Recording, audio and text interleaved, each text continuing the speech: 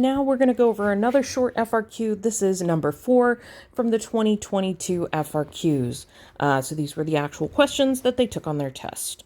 All right, so existing isolated brook trout populations in Canada were once part of a larger population that was fragmented at the end of the most recent glaciation period about 10,000 to 12,000 years ago.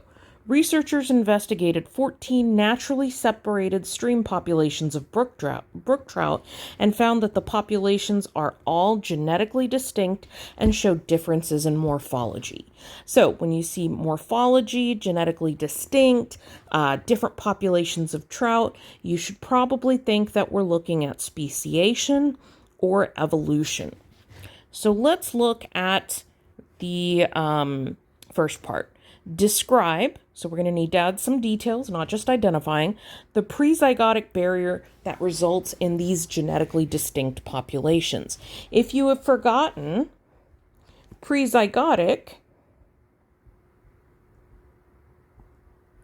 is before conception, before the zygote. So something is keeping these trout from interbreeding. Now notice that these guys were once part of a larger population, but it was fragmented, meaning it was broken apart, and they are in separate streams. So if they are in separate streams, you've got, stream A,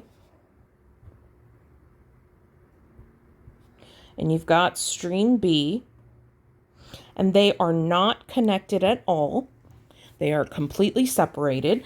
You are having a physical separation or a physical barrier between breeding in between these populations, of interbreeding. So what you have is you have a geographical barrier.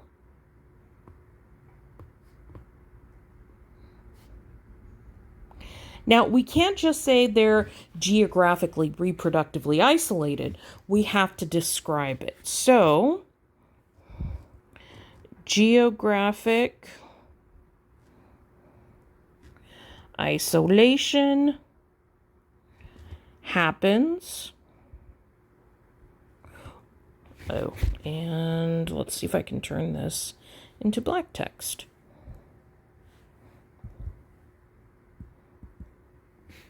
No, I cannot. I probably could if I was doing this on my computer. So we're just going to write this over again. So, geographic isolation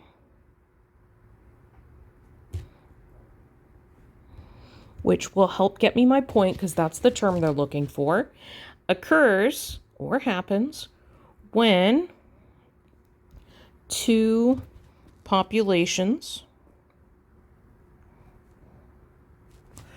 are physically separated from each other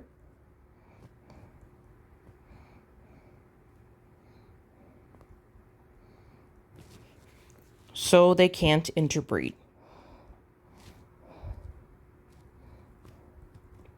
We described it. We described how it leads to genetic diversity or genetic distinction, so should earn the point.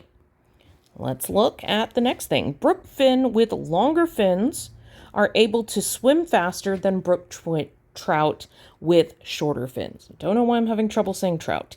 In one of the streams, the main prey of the trout evolved to move faster. For the trout living in that stream, explain the difference in fitness between longer finned individuals and shorter finned individuals. So long fins are faster.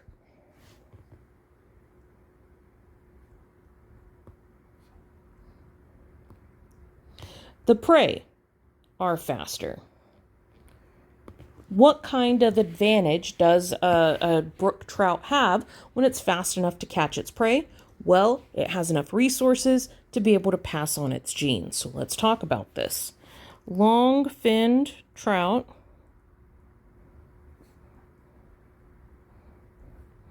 are faster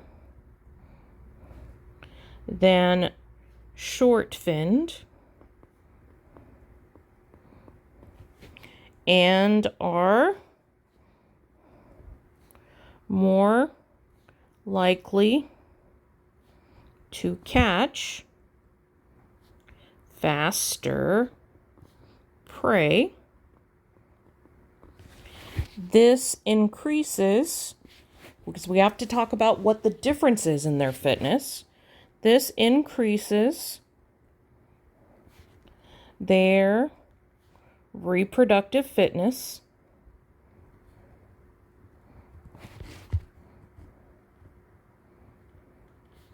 because with enough food,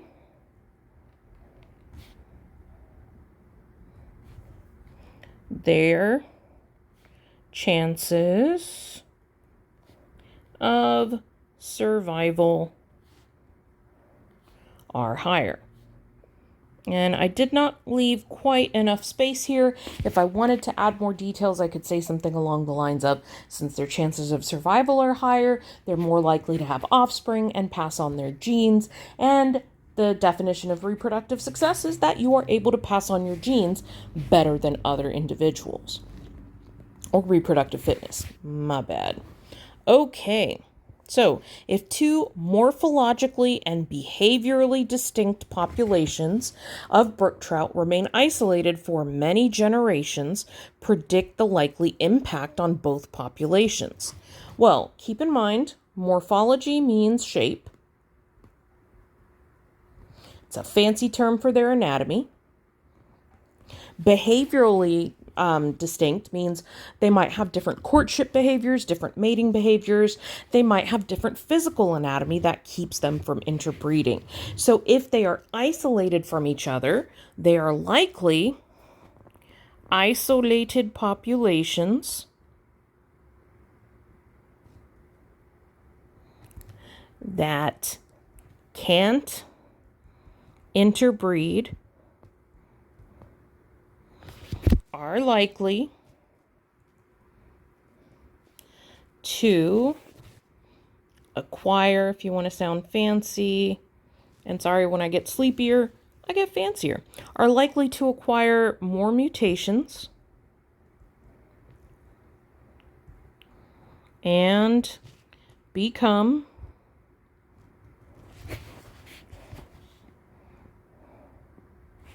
more morphologically, if we want to go back to the question, and behaviorally distinct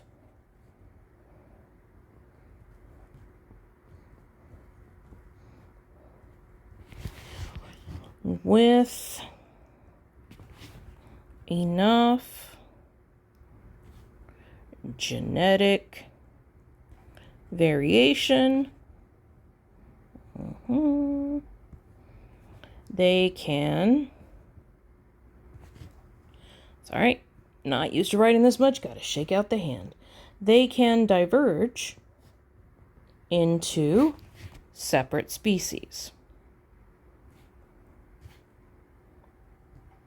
Now, since it's a predict, it's not quite a identify, I decided to be a little more on the safe side and make sure that I gave enough detail.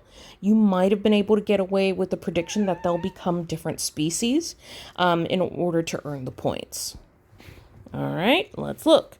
Researchers claim that there are more genetic differences between any two current brook trout populations than there are between any single current population and the ancestral population from which all the trout are descended.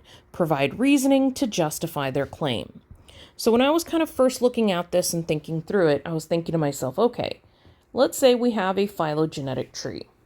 We have the ancestor trout, and then we have, let's say, trout 1 and trout 2.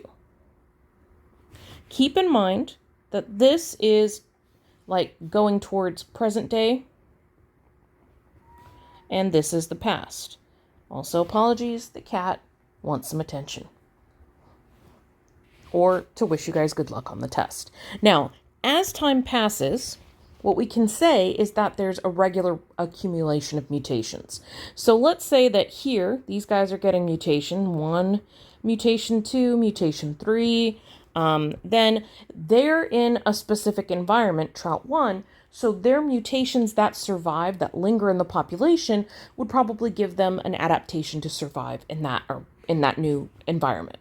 Then trout 2, let's say they get a mutation here, another mutation here, another mutation here, and maybe a lot of adaptation was needed, so they have some extra mutations.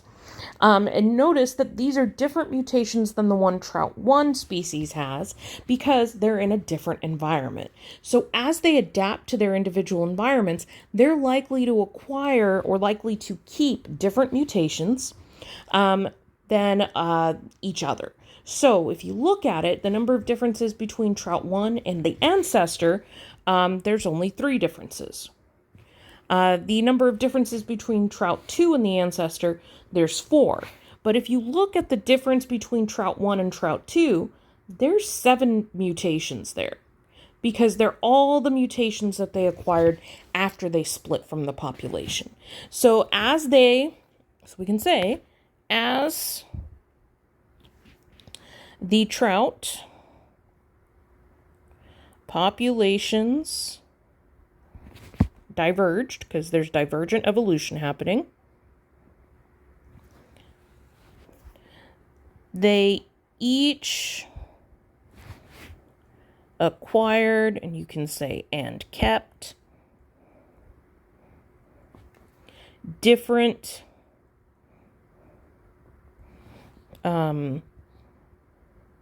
mutations, adaptations. Helps if I can spell adaptations. Let's say mutations. We can say traits that allowed them to survive in their environments.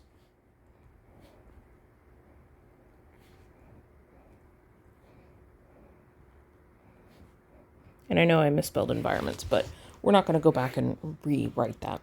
So they acquired different mutations that allowed them to survive in their environments. Since their environments would be different,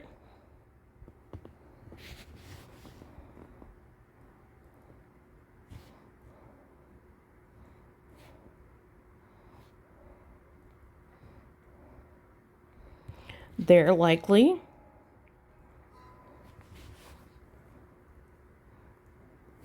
to accumulate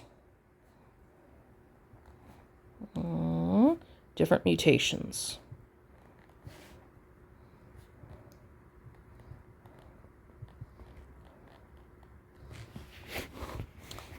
So, let's see, as the trout populations diverged, they each acquired or kept different mutations or traits that allowed them to survive in their environments. Since their environments are different, they are likely to accumulate different mutations. And keep in mind the diagram I drew was for explaining to y'all. It's also the diagram I drew when I was trying to figure this out for myself. I would not include diagrams on the AP test because you need to refer to them specifically in order to earn any credit. What you can say is that the number of mutations of genetic differences from the ancestral trout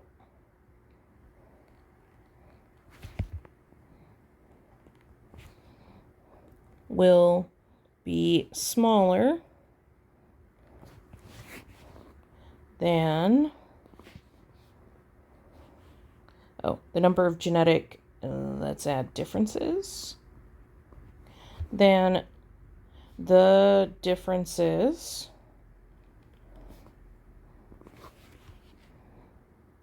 between the two trout species. Now, I ran out of room.